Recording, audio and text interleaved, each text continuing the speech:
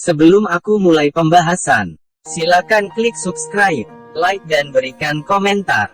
Jangan lupa nyalakan loncengnya. Terima kasih. Episode dimulai. Zarun mengejar pria berkerudung yang memasuki rumah. Saltanat dan Kainat dibawa ke rumah sakit. Salah satu dari mereka kritis. Zarun kehilangan pria berkerudung itu. Dokter mengatakan pasien kritis. Bawa pasien ke ruang darurat. Zainab mendapat telepon dari inspektur. Inspektur memberitahu Zainab bahwa kedua putrinya ada di rumah sakit. Zainab kaget dan menjatuhkan ponselnya. Nilam bertanya apa yang terjadi. Mereka semua datang ke rumah sakit. Saltanat mulai sadar. Rubina dan Nadim memeluk Saltanat. Saltanat mengatakan aku baik-baik saja. Kainat mencoba bunuh diri. Zarun dan Hamzah terkejut. Miajan memeluk Saltanat dan berkata terima kasih Tuhan kau baik-baik saja. Nilam bertanya apakah Kainat mendorongmu jatuh. Saltanat mengatakan tidak. Aku terjatuh karena menginjak sesuatu. Perawat memberitahuku bahwa sepasang suami istri membawaku dan Kainat ke sini. Zarun menatap Saltanat dengan emosional. Zarun mengingat momen manisnya dengan Saltanat. Kainat dimasukkan ke ruang darurat. Zarun memegang tangan Kainat dan menemukan sebuah pesan. Zarun membaca pesan itu. Tertulis, aku tidak bisa melupakan cintaku pada Zarun. Keluarga mengkhawatirkan Kainat yang sedang kritis. Dokter mencoba menyelamatkan Kainat. Dokter keluar. Miajan bertanya apakah Kainat baik-baik saja. Dokter mengatakan keadaannya sangat kritis. Sulit baginya untuk diselamatkan. Keluarga terkejut mendengar ini. Dokter mengatakan pasien membutuhkan darah. Saltanat mengatakan dokter bisa mengambil darahku. Saltanat menjadi tegang saat darahnya akan diambil. Perawat meminta Saltanat untuk tenang. Tetapi Saltanat tidak bisa tenang. Zarun mengatakan ambil darahku saja.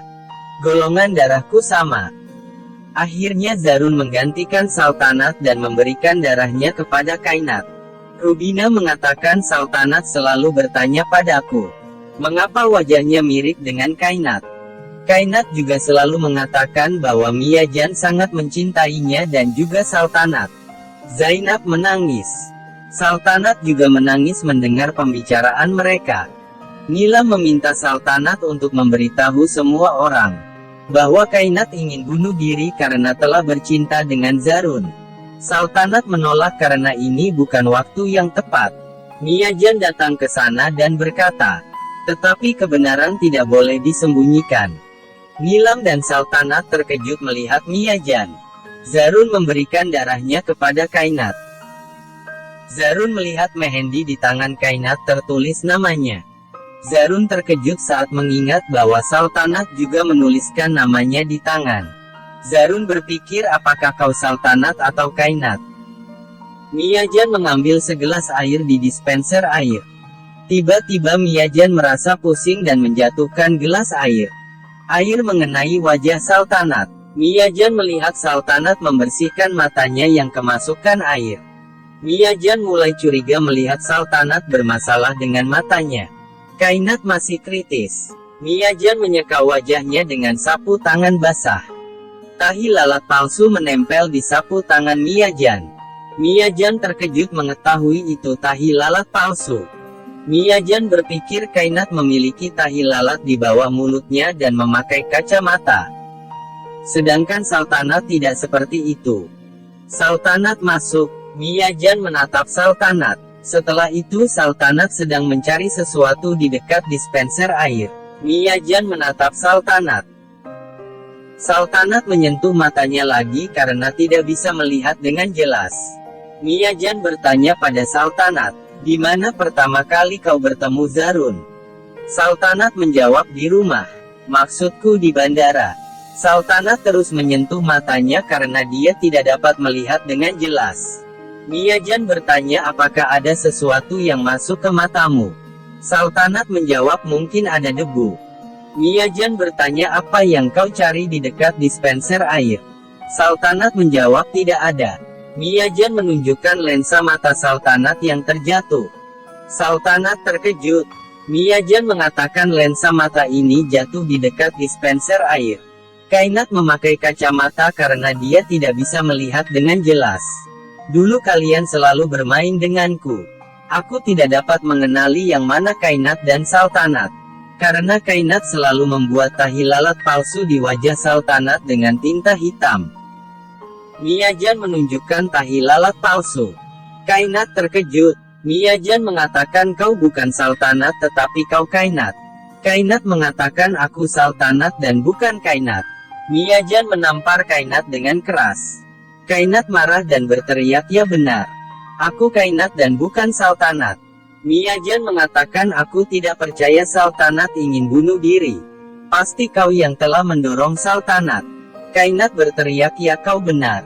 Aku telah mendorong Sultanat jatuh. Aku ingin membunuh Sultanat. Kilas balik menunjukkan, Kainat akan jatuh ke bawah. Untung saja Sultanat berhasil memegang Kainat. Sultanat menarik Kainat ke atas. Kainat mendapatkan sebuah ide. Kainat berkata kepada Sultanat, aku akan menggunakan nama dan identitasmu agar bisa bersama Zarun. Kau akan merasakan bagaimana menjadi orang yang terbuang. Sultanat menjadi bingung. Kainat tertawa dan berkata sekarang aku akan membunuhmu. Lalu aku akan menjadi Sultanat. Sultanat terkejut. Kainat mendorong Sultanat jatuh dari atas gedung. Kilas balik selesai.